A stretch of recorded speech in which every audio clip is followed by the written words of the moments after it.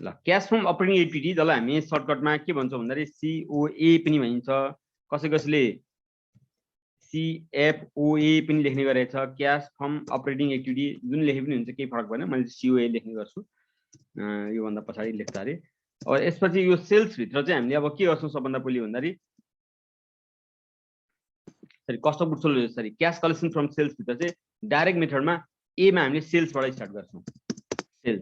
Sales राख्छौँ। अब sales कहिलेकाहीँ सेल्स रेभेन्यू भन्न सक्छ,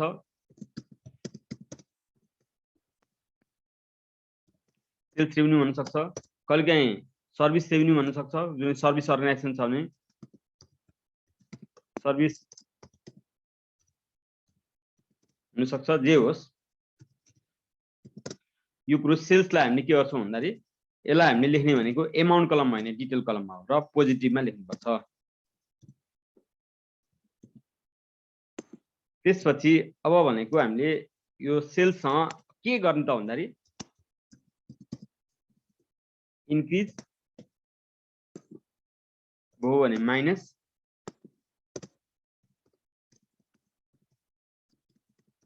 decrease in debtors, account receivable, bills receivable, note receivable हुन सक्छ। हो यस्ता आइटमहरु चाहिँ इन्क्रिज छ भने माइनस गर्ने, डिक्रिज छ भने प्लस गर्ने। त्यसैगरी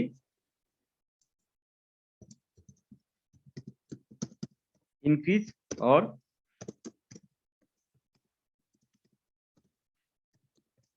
decrease in provision for bad debts हुन्छ। प्रोभिजन फर ब्याड डेट्स छ भने चाहिँ त्यो डेप्टरको अपोजिट हो, त्यसकाले डेप्टरको अपोजिट भएकोले डेप्टरमा जे रुलले फलो हुन्छ, इन्क्रिजमा माइनस हुन्छ भने यसमा डिक्रिजमा माइनस हुन्छ।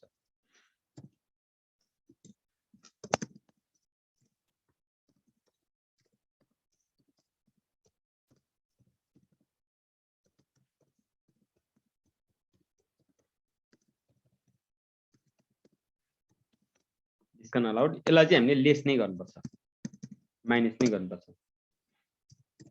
किनभने यसले हाम्रो के त सेल्स गरेको एमाउन्ट क्याश आएको हुँदैन भन्न सक्छौँ हामी। त्यसपछि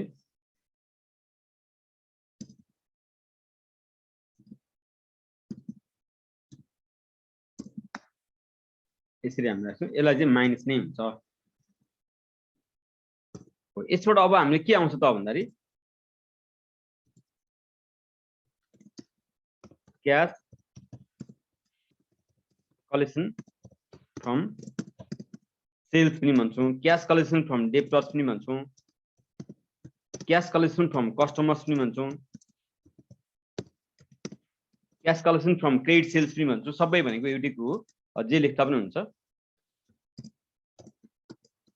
ए हामीले जुन स्टार्ट गर्छौँ त्यसको एन्सर आयो, त्यसलाई हामीले यो एमाउन्ट कलममा राख्ने। क्याश फ्लो स्टेटमेन्टको फर्स्ट यो प्राय गरी यो सधैँ नै हुन्छ, यो नभएको क्वेसन करिकरी हुँदैन भने।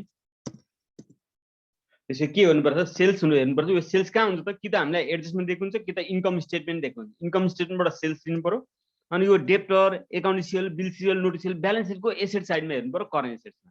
करेन्ट एसेट भित्रको आइटम हुन् यो लङ टर्म एसेट्स हैन, यो करेन्ट एसेट्सको आइटमहरु ब्यालेन्स सिटको एसेट साइडमा छन् भने त्यो बढेको छ कि घटेको छ त, फर्स्ट इयरमा भन्दा सेकेन्ड इयरमा इन्क्रिज छ कि डिक्रिज छ, त्यो कुरो हामीले हेर्नु पर्यो। इन्क्रिज छ माइनसमा राख्ने, डिक्रिज छ माइनस प्लसमा राख्ने। अब हामीले यसमा पनि के त भन्दाखेरि बैंकहरुको यदि हामीले फाइनान्शियल स्टेटमेन्ट हेर्छौँ भने त क्याश फ्लोमा यो इन्क्रिज पनि लेखेको हुन्छ, डिक्रिजमा पनि लेखेको हुन्छ। त्यहाँ पनि हेर्ने इन्क्रिज ब्राकेट डिक्रिज, इन्क्रिजलाई ब्राकेटमा डिक्रिजलाई प्लस नै गरेको हुन्छ यदि अपरेटिङ एक्टिभिटी चाहिँ डाइरेक्ट मेथडमा गरेको छ भने। भनेको इन्क्रिज डिक्रिज दुईटै लेख्ने। हाम्रो क्वेसनमा चाहिँ इन्क्रिज हो भने यहाँ माइनसमा देखाउने हो, यहाँ एमाउन्ट लेख्दा माइनसमा राख्ने हो, डिक्रिज हो भने प्लसमा राख्ने। इन्क्रिज पनि लेख्ने, डिक्रिज पनि लेख्ने भनिन्छ। त्यसपछि हामी सेकेन्डमा जान्छौँ। सेकेन्ड भनेको के हो त भन्दाखेरि कस्ट अफ गुड्स सोल्ड।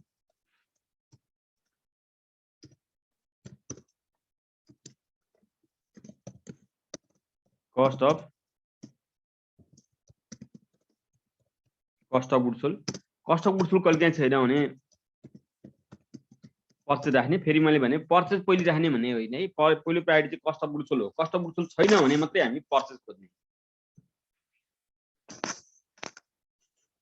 त्यो पर्चेज पनि छैन भने कहिले काहीँ चाहिँ के हुन सक्छ, डाइरेक्ट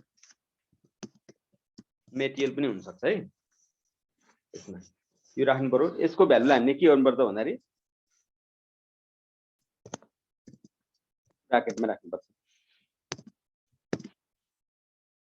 अब यो कस्ट अफ गुड्स सोल्ड हेर्ने बित्तिकै कस्ट अफ गुड्स सोल्ड अथवा पर्चेज यो हेर्ने बित्तिकै यो आउने बित्तिकै अब हामीले खोज्नु पर्ने के त ब्यालेन्स सिटको एसेट साइडमा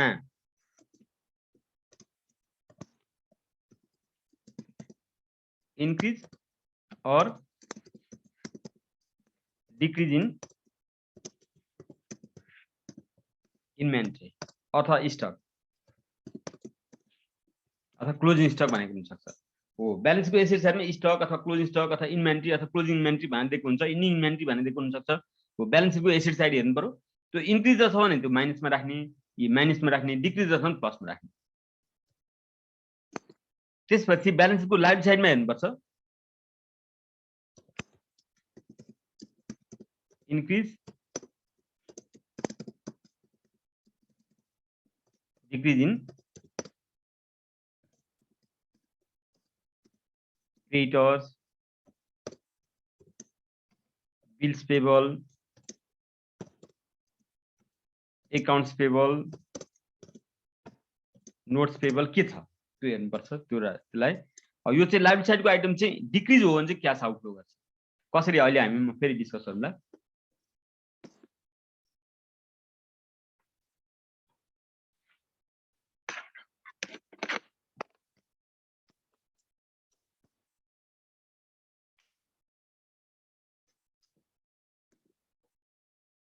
ल त्यसपछि यो चाहिँ जहिले पनि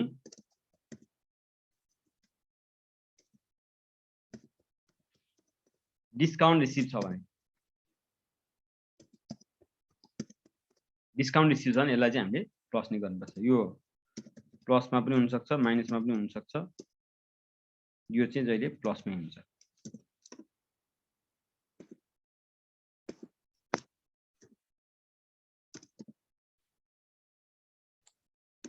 तर यो कस्ट अफ गुड्स सोल्ड हामीले माथि ल्याइसकेपछि तल स्टक पनि नआउनु पर्ने हैन आउँछ हो बरु हामीलाई cost of goods sold calculation गर्ने बेलामा पर्चेज पनि दिएको छ ओपन स्टक क्लोज स्टक छ भने पर्चेज लेख्यो भने चाहिँ स्टकको इन्क्रिज डिक्रिज हेर्नु पर्दैन कस्ट अफ गुड्स सोल्डमा क्याल्कुलेसन गर्दा चाहिँ यो इन्भेन्ट्रीको इन्क्रिज डिक्रिज एडजस्ट गरिसकेको हुन्छ ओपन स्टक जोडेर क्लोजिङ स्टक घटाएको हुन्छ त्यसकारण त्यसको चेन्ज लेख्नुपर्छ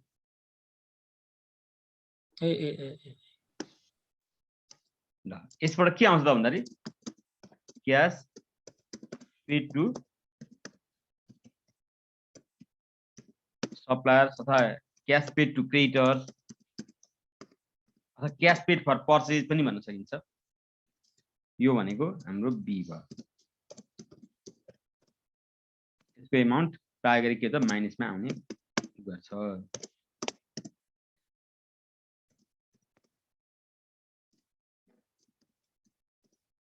salary and other expenses यसमा चाहिँ अब सबै क्याश एक्सपेन्सेस क्याशमा पेमेन्ट गर्नुपर्ने एक्सपेन्स सबै यसमा राख्नु पर्छ स्यालेरी अदर एक्सपेन्सेसमा हामीले के हुन सक्छ रेन्ट हुन सक्छ इन्स्योरेन्स हुन सक्छ त्यसरी अफिस एक्सपेन्सेस हुन्छ जनरल एक्सपेन्सेस स्यालेरी जेसुकै हो सबै एक्सपेन्सेसमा मात्रै के त इन्ट्रेस्ट ट्याक्स बाहेक अरू सबै क्याशमा पेमेन्ट हुने एक्सपेन्सेस क्याशमा पेमेन्ट नहुने डिप्रेसन एमोर्टाइजेसन रिटर्न अफहरू ट्रान्सपोर्ट जर्नलिजमहरू यहाँ आउँदैन तर क्याशमा पेमेन्ट हुने आइटम एक्सपेन्सहरू सबै यसमा हुन्छ त्यसैले त्यसलाई हामीले यहाँ के गर्छौं त भन्दाखेरि माइनसमा राख्छौं किनभने क्याश आउटफ्लो हुने हो यसले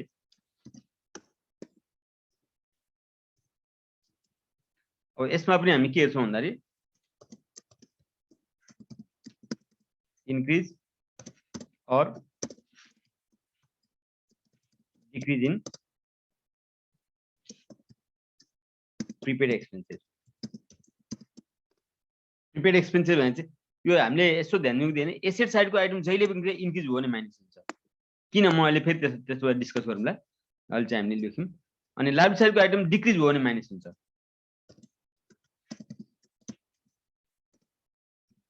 इन्क्रिज और कति बढ्दाखेरि पैसा गयो नि त डिक्रिज इन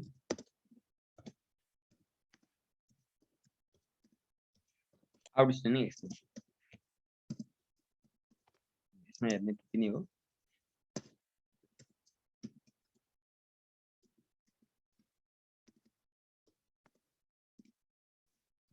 यसबाट जुन आउँछ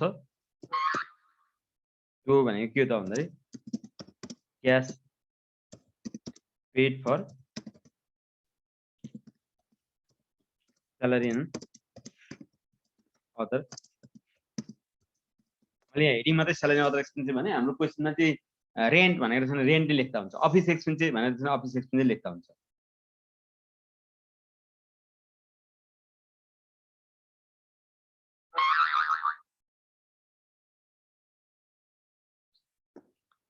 यो भयो हाम्रो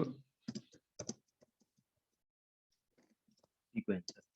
यो पनि नर्मली के हो त भन्दाखेरि माइनसमै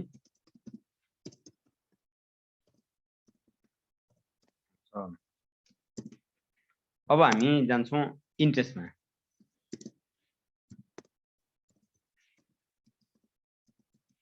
इन्ट्रेस्ट एक्सपेन्सेस अन्त देखिन्छ नि हैन? ठिक छ नि।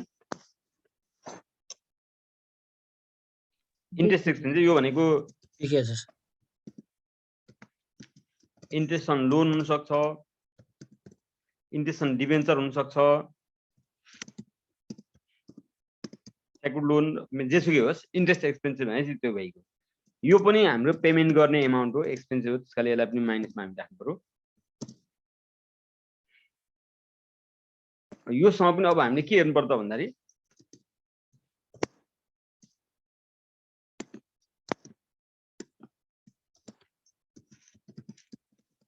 increase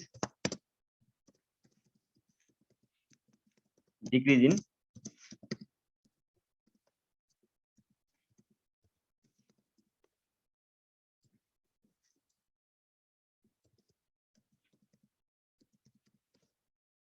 increase or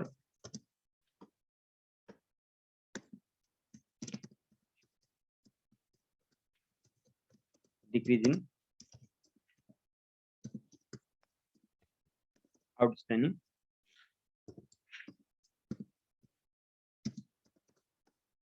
prepaid interest भने मैले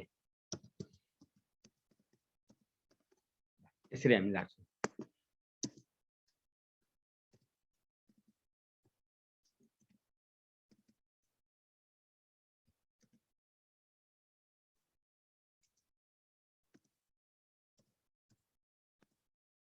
यसलाई हामी भन्छौँ cash paid for interest expenses.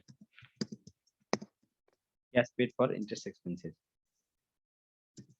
यो भनेको के हो त भन्दाखेरि डी भयो। यसको पनि नर्मली के हो त माइनसमै एन्सर आउन सक्छ।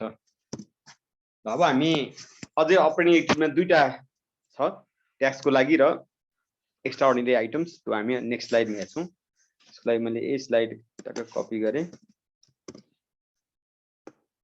कपी गरेर यो माथिका पार्ट चाहिँ मैले हटाइदिएँ।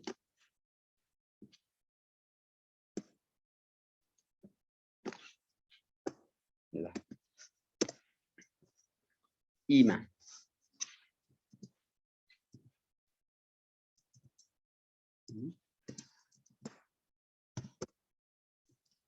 ईमा चाहिँ हामीले के हेर्नुपर्छ? Income tax expenses.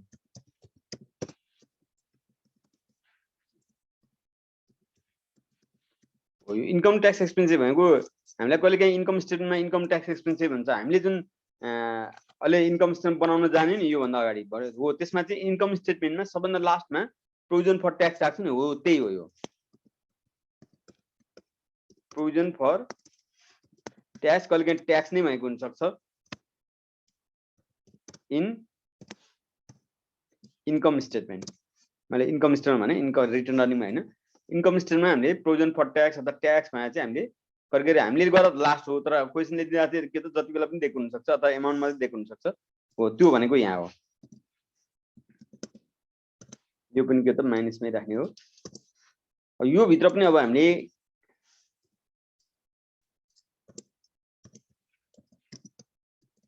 increase decrease in advance tax paid यो हुन्छ। त्यसपछि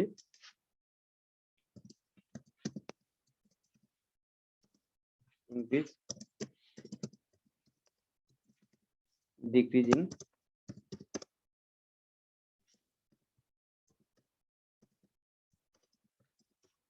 provision for tax. यो increase र decrease चाहिँ कहाँ हुन्छ त भन्दा ब्यालेन्स सिटमा हुन्छ है, ब्यालेन्स सिटको लाइबिलिटी साइडमा हुन्छ। अब प्रिपेड हो भने चाहिँ एसेट्समा हुन्छ।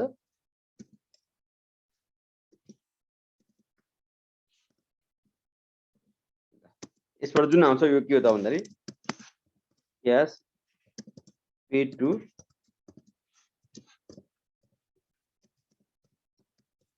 गभर्नमेन्ट फर ट्याक्समा हुन्छ हामी।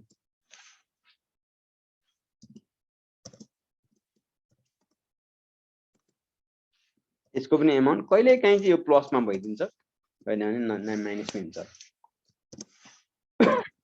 ल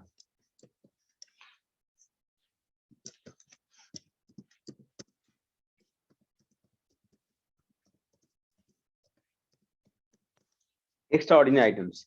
यो एक्स्ट्रा अर्डिनरी आइटम्समा चाहिँ के हुन्छ, ब्यालेन्स सिटको लाइबिलिटी साइडमा बैंक ओभरड्राफ्ट र सर्ट टर्म लोन छ भने त्यो एक्स्ट्रा अर्डिनरी आइटम्समा पर्छ।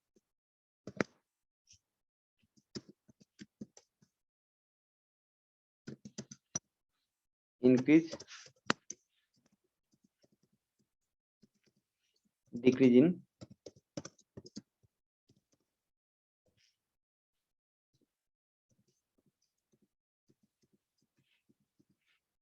bank overdraft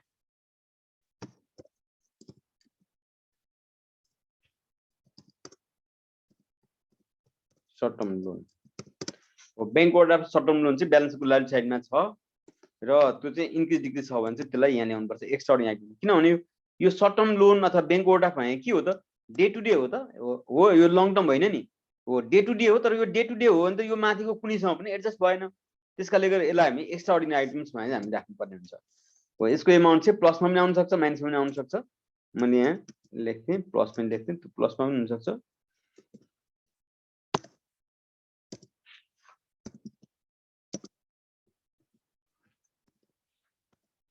हो अब यो आयो क्याश फ्रम अपरेटिङ एक्टिभिटिज। बल्ल हामीले क्याश फ्रम अपरेटिङ एक्टिभिटी जसलाई हामी COA भन्छौँ, हामी क्याश फ्रम अपरेटिङ एक्टिभिटी भन्छौँ, त्यसलाई मैले 1 भने हो यसको एन्सर यहाँ आउँछ। प्लसमा पनि कहिलेकाहीँ माइनस पनि आउन सक्छ। अब यसपछि कन्टिन्यू हामी के हो त नम्बर 2 मा हामी जान्छौँ, इन्भेस्टिङ एक्टिभिटी। क्याश फ्रम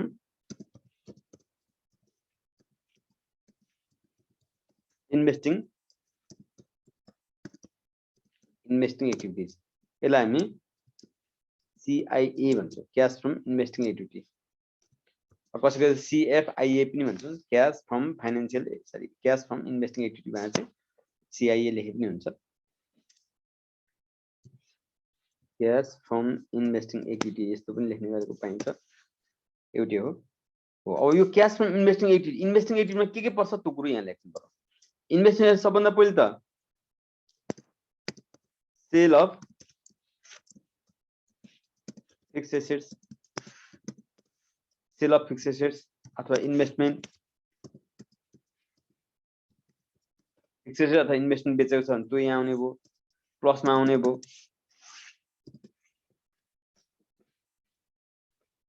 त्यसपछि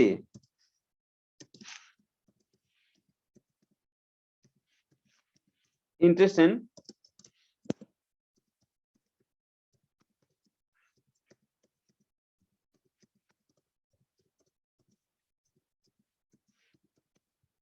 कतै इन्भेस्टमेन्ट गरेछ भने त इन्ट्रेस्ट एन्ड इन्भेस्टमेन्ट आउने भयो। यो हिजो पनि देखाएको थिएँ मैले, अघि पनि देखाएको थिएँ नि। यो चाहिँ के हो त भन्दाखेरि अपरेटिङमा पनि राख्न मिल्छ है भन्ने कुरो गर्नको लागि मैले रेट लगाएको हो, त्यो अन्यथा line नलिउँ।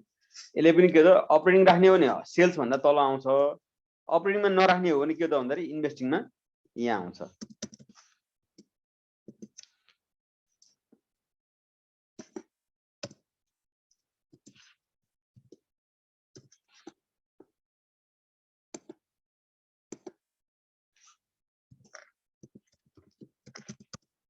Purchase of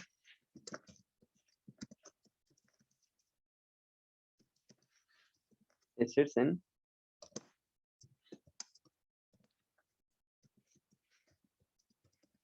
purchase of fixed and investment छ भने यसलाई हामीले राख्छौँ र पर्चेज हुँदा चाहिँ के त क्याश आउटफ्लो हुन्छ त्यसकाले यसलाई हामी के गर्छौँ त माइनसमा राख्छौँ यहाँबाट जुन आउँछ त्यो कुरोहरू अब एक भन्दा बढी फिक्सेडहरू हुन सक्छन् त्यो बेलेग कुरो हो अब यसमा जुन आउँछ त्यसलाई हामी के भन्छौँ भन्दाखेरि क्याश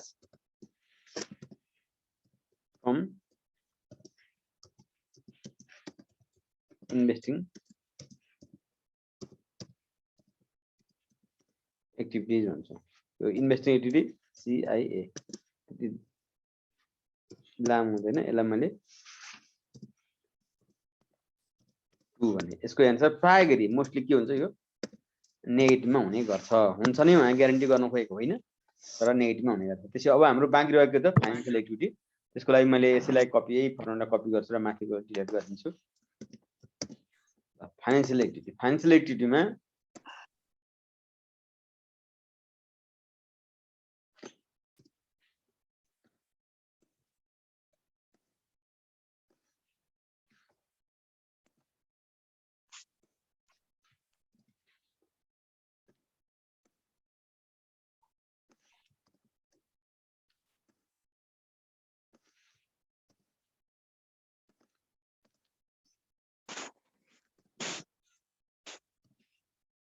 हामी नम्बर 3 मा गयौं अब क्याश फ्रम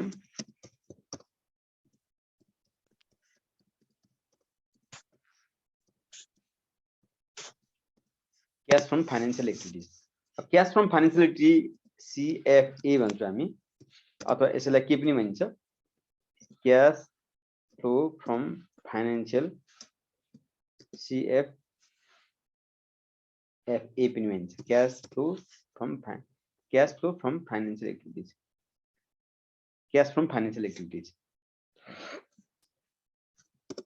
ल यो भित्र के पर्छ त त्यो कुरो हामी जान्छौँ issue of share and debenture हुन सक्छ यदि प्रिमियममा छ भने इन्क्लुडिङ प्रिमियम सहित त्यसैगरी लोन टेकन हुन सक्छ सर्ट टर्म चाहिँ हैन सर्ट टर्म चाहिँ अघि नै गएको लङ टर्म हो लोन टेकन हुन सक्छ त्यो छ भने त्यो पनि क्याश इन्फ्लोमा आउँछ अनि रिडिम्सन अफ शेयर एन्ड डिबेन्चर हुन सक्छ यदि यहाँ पनि प्रिमियम छ भने इन्क्लुडिङ प्रिमियम हुन्छ रिपेमेन्ट अफ लोन हुन्छ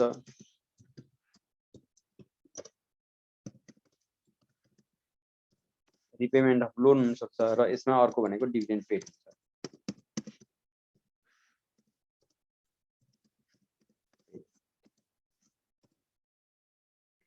ल इस्यु अफ शेयर भनेको इन्फ्लो हुने हो लोन टेकन पनि इन्फ्लो हुने हो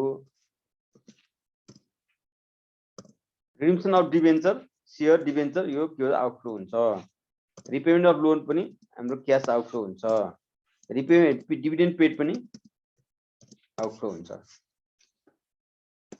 त्यसकाले यसलाई माइनस गर्नु पर्यो अब यसलाई हामी जुन भन्छौँ क्याश फ्रम फाइनान्शियल एक्टिभिटीज जसलाई हामी मैले चाहिँ cash from financial activities CFA भनेर गर्छु यो भनेको के त भन्दाखेरि हाम्रो 3 को एन्सर हो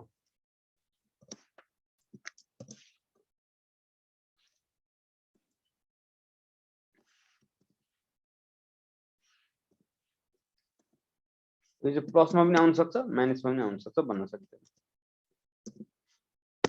अब यसपछि हामी के गर्छौं भन्दाखेरि टोटल क्याश फ्लो गर्छौं टोटल क्याश फ्लोलाई नि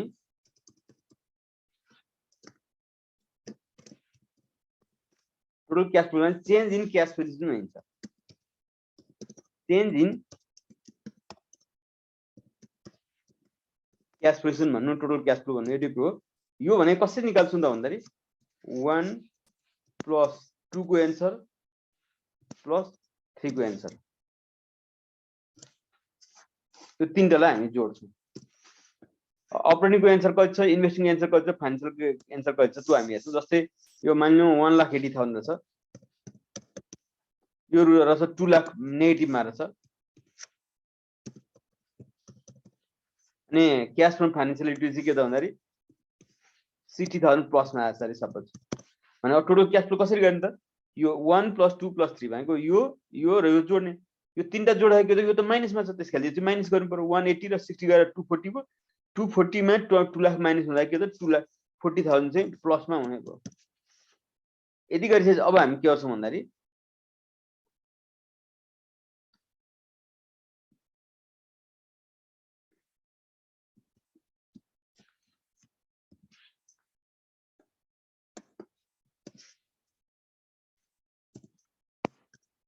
एड गर्छौँ opening cash.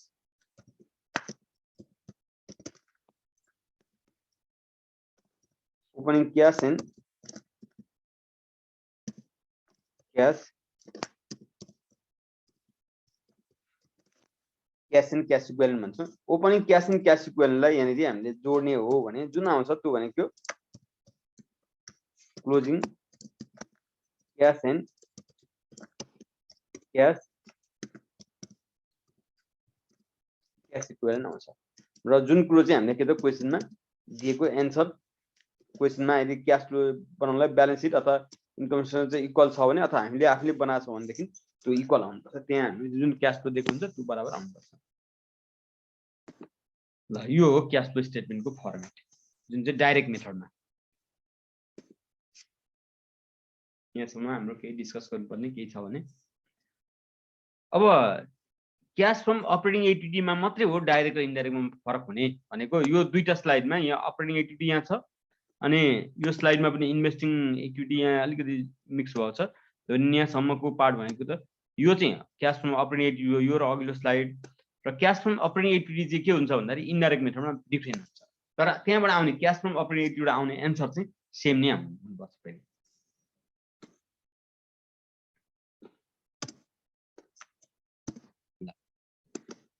Cash flow स्टेटमेन्टको direct मेथडको format यो हो। यसमा के रहेछ त, सबभन्दा पहिले क्यास फ्रम अपरेटिङ एक्टिभिटी गर्छौँ। क्यास फ्रम अपरेटिङ एक्टिभिटीमा सेल्स अथवा सेल्स रेभेन्यू होला अथवा सर्भिस रेभेन्यू, कहिलेकाहीँ रेभेन्यू मात्रै भन्ला, त्यो हामीले राख्नु पर्यो। त्यसपछि हामीले के गर्नु पर्छ, debtor, account receivable, bill receivable, note receivable, यो ब्यालेन्सको एसेट साइडमा एउटा हुन्छ, धेरै भयो प्राय गरी हुँदैन, अथवा कहिलेकाहीँ दुईटा होला, हो त्यो आइटम हेर्नु पर्यो इन्क्रिज भयो कि डिक्रिज भयो। जस्तै डेप्टर भने के हो त हामीले बुझ्नु पर्यो सबभन्दा पहिले। डेप्टर भने हामीले पाउन बाँकी पैसा हो, रिसिभ हुन बाँकी पैसा हो। रिसिभ हुन बाँकी पैसा इन्क्रिज भयो भने किन माइनस गर्ने, डिक्रिज भयो भने किन प्लस गर्ने, त्यो कुरा हामीले बुझ्नु पर्यो। मैले अहिले त लेख्ने त फर्मेट, अब हामीले यो लेभलमा भइसकेपछि हामीले कसैले सोध्यो भने त भन्न सक्ने पनि हुनु पर्यो होइन। इक्जाममा मार्क्स त ल्याउनलाई जान्नै पर्यो, त्यो त ठिकै छ। अब यो भनेको हेर्नु त डेप्टर भनेको हामीले पाउनु पर्ने हो। हामीले माथि लेखेको सेल्स हो, त्यो सेल्सले नै डेप्टर क्रिएट गर्छ। हामीले सेल्स जुन लेख्छौँ त्यो जति सेल्स छ नि यो वर्ष त्यो सबै क्यास रिसिभ भएको त नहुन सक्छ नि त होइन र। जति सेल्स हामीले लेख्छौँ त्यो सबै क्यास रिसिभ त नभएको होला। त्यसलाई एफेक्ट गर्ने इलिमेन्ट के हो त भन्दाखेरि डेप्टर हो। Debtor, account receivable, bill receivable, note receivable हो। त्यसकाले डेप्टर इन्क्रिज भयो भने के बुझ्नुपर्छ नै, ए पहिले हामीले सेल्स गरेको सबै पैसा त उठेको रहन्छ, हाम्रो क्रेडिटमा सेल्स त बढेको छ, त्यसकाले गर्दाखेरि माथि लेखेको सेल्स सबै क्यास आएको छैन है भने चाहिँ हामीले इन्क्रिज भयो भने माइनस गरेको। सन्तोष बुढा थोकी हो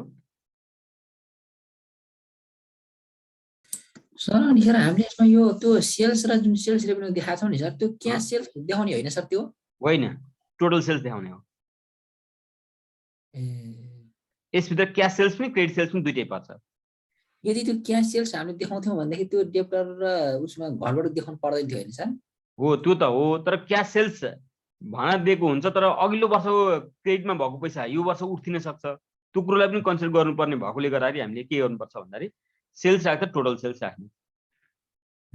किनभने इन्कम स्टेटमेन्टमा त क्यास सेल्स र क्रेडिट सेल्स भनेर छुट्याएर त दिएको हुँदैन नि होइन र? हुँदैन सर। हो भनेको त्यहाँ इन्कम स्टेटमेन्ट ल्याउने सेल्स भनेको जुन छ, ल मानिलिनु सेल्स चाहिँ 5 लाख रहेछ अरे, 5 लाख सेल्स छ, त्यसको मिनिङ के हो त भन्दा 5 लाख सेल्सबाट चाहिँ क्यास 5 लाख आयो भनेर बुझ्ने? मिल्दैन सर, त्यसरी बुझ्नु भएन। 5 लाख भन्दा बढी सेल पैसा आएको हुन सक्छ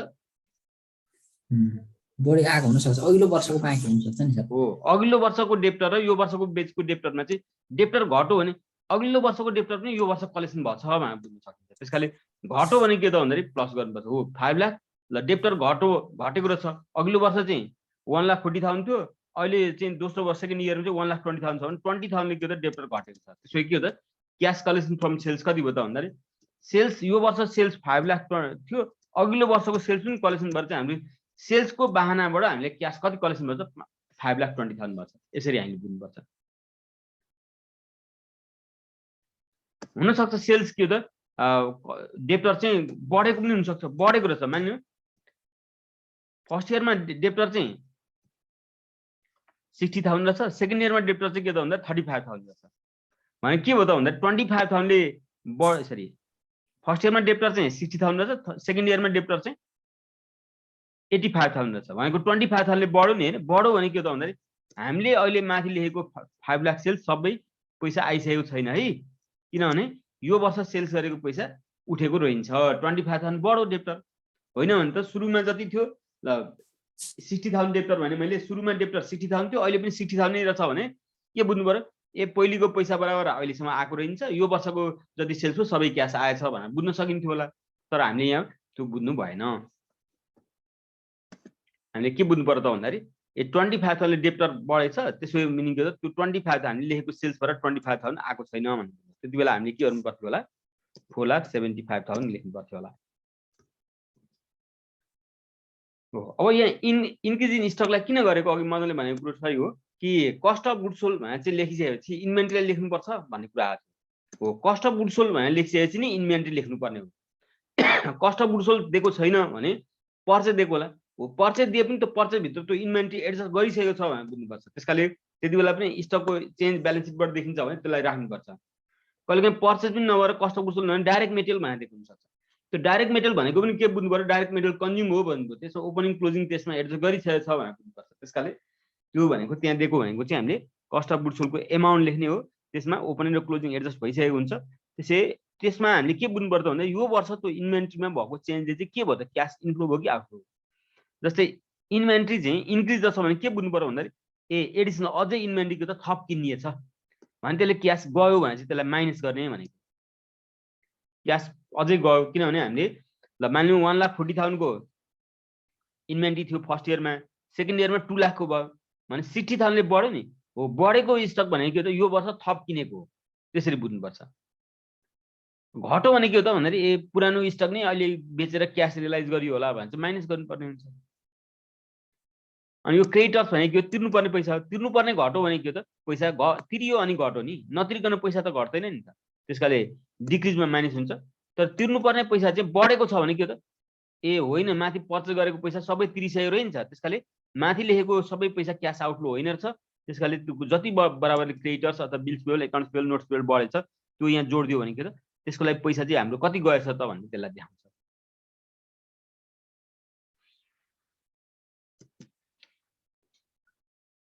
ल यो यही हो अरु पनि त्यही नै हो मैले यहाँनेरि यसलाई हेर्नु त इन्क्रिज हुँदाखेरि केमा इन्क्रिज हुँदाखेरि चाहिँ माइनस भएको छ त यो एसेट साइडको हो नि हो हेर्नु त यो डेप्टर एकाउन्टियल बिल्सियल नोटिसियल एसेट साइडमा हुन्छ त्यसैगरी यो इन्भेन्ट्री पनि एसेट साइडमा हुन्छ अनि यो प्रिपेड एक्सपेन्सेस यहाँ अर्को पनि छ होला इन्ट्रेस्टमा पनि प्रिपेड एक्सपेन्सेस छ यहाँ पनि इन्क्रिजमै छ यो एसेट साइडको आइटम एसेट साइडको चाहिँ इन्क्रिज भयो भने माइनस हुन्छ डिक्रिज भयो भने प्लस हुन्छ तर लाइबिलिटी साइडको चाहिँ के हुन्छ लाइबिलिटी साइड भने तिर्नुपर्ने चाहिँ इन्क्रिज भयो भने के त भन्दा तिरेको रहन्छ भन्ने बुझ्नु पर्यो त्यसकाले गर्दा डिक्रिजमा चाहिँ के हुन्छ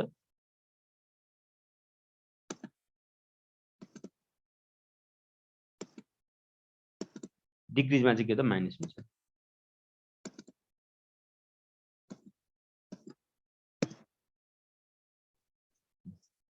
त्यसैगरी यहाँ हामीले एक्स्ट्रा अर्डिनरी आइटम्समा हामीले के हेर्नुपर्छ यो ट्याक्स इन्ट्रेस्ट त उयो सेम नै भएको एक्स्ट्रा अर्डिनरी आइटम्समा चाहिँ हामीले के त ब्यालेन्स सिटको लाइबिलिटी साइडमा बैंक ओभरड्राफ्ट र सर्ट टर्म लोन भन्ने छ भने त्यो आइटम छ भने चाहिँ त्यो चाहिँ इन्क्रिज भयो कि डिक्रिज भयो त्यो हेर्नुपर्छ यदि दुईटै आइटम छन् भने यो डिटेल कलममै एमाउन्ट राख्ने अनि त्यसको एन्सर यता राख्ने अब एउटा मात्रै छ भने हामीले डाइरेक्ट यही राख्दा पनि हुन्छ, कहिलेकाहीँ एउटा भइदिन्छ ब्याङ्कको एउटा भइराखेको हुन्छ, नत्र भने प्रायः गरी हुँदैन।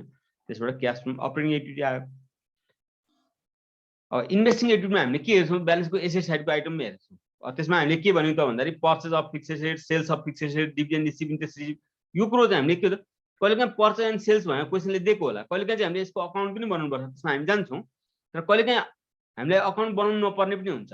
भनेको यदि हामीलाई ब्यालेन्स सिटको एसेट साइडमा फिक्स एसेट दिएको छ, त्यसको बारेमा एडजस्टमेन्ट केही भनेको छैन भने त्यो फिक्स एसेट बढो भने पर्चेज भनेर लेख्ने, घटो भने सेल्स भनेर लेख्ने। डिप्सनले हो भने त भन्नु पर्यो नि त क्वेसनमा, डिप्सनको कारणले घटेको हो भने भन्नु पर्यो। त्यसकाले बढो भने पर्चेजले बढेको हो, घटो भने सेल्सले घटेको हो भने चाहिँ हामीले बुझ्नुपर्छ। त्यो आधारमा पर्चेज हो भने प्लस माइनसमा राख्नु पर्यो, सेल्स हो भने चाहिँ प्लसमा राख्नु पर्यो। तर हामीलाई फिक्स एसेट दिएको छ ब्यालेन्सको एसेट साइडमा, अनि एडजस्टमेन्टमा चाहिँ हामीले आएर के भनेको छ भन्दाखेरि डिप्रिसिएसन भनेको छ, loss on sale, gain on sale, अथवा फिक्स एसेट कस्ट यति, sold at loss of rupee अथवा 16 एट गेन अफ रुपी यति, त्यस्तो भनेको छ भने त्यस्तो अवस्थामा चाहिँ हामीले के त पर्चेज कति सेल्स कति के दिएको छैन त्यो निकाल्नुपर्छ, क्यालकुलेसन गर्नुपर्छ। त्यहाँ हामीले डाइरेक्ट दिएको छैन भने कहिलेकाहीँ त्यो भनेर पनि यतिको पर्चेज यतिको सेल्स, पर्चेज पनि दिएको छ सेल्स पनि दिएको छ भने अकाउन्ट बनाइरहनु पर्यो डाइरेक्ट मेथडलाई। ल यहाँसम्मको कुरोमा केही छ कन्फ्युजन हामीले सोध्नुपर्ने भने प्लिज।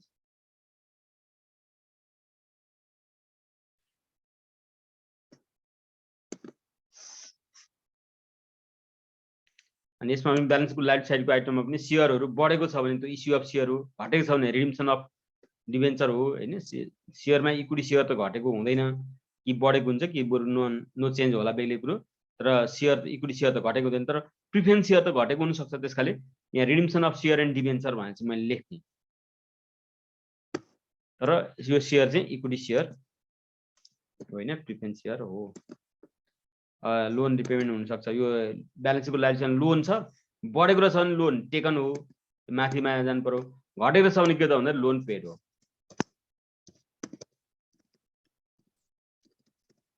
थाहा पाउनु पर्ने हुन्छ।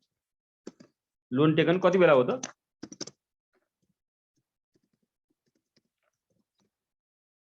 अरूमा पनि त्यही हो, माथि यो इस्यु अफ सेयर पनि त्यही, बढो भने इस्यु हो, घट्यो भने रिडिम्सन हो। अनि यो डिभिडेन्ड पेड चाहिँ हामीले निकाल्नु पर्ने हुन्छ। डिभिडेन्ड पेड निकाल्दा प्रोभिजन फर डिभिडेन्डबाट पनि निकाल्नु पर्ने हुन सक्छ, रिटेन अर्निङबाट पनि निकाल्नु पर्ने। रिटेन अर्निङबाट चाहिँ के त ओबी प्लस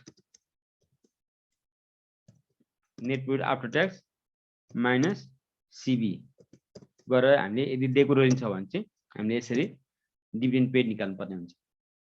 ओबी भने opening balance of retain earning, retain अर्निङबाट आउने हो यो।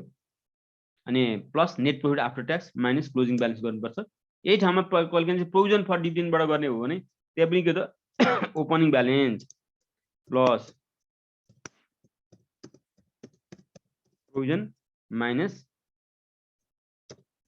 क्लोजिङ ब्यालेन्स गर्नुपर्छ। यो चाहिँ यतापट्टिको चाहिँ प्रोभिजन भने चाहिँ प्रोभिजन फर डिभिडेन्ड हो, अथवा प्रपोज डिभिडेन्ड पनि भनेको हुन सक्छ। त्यसबाट गर्दाखेरि चाहिँ यस्तो हुन्छ,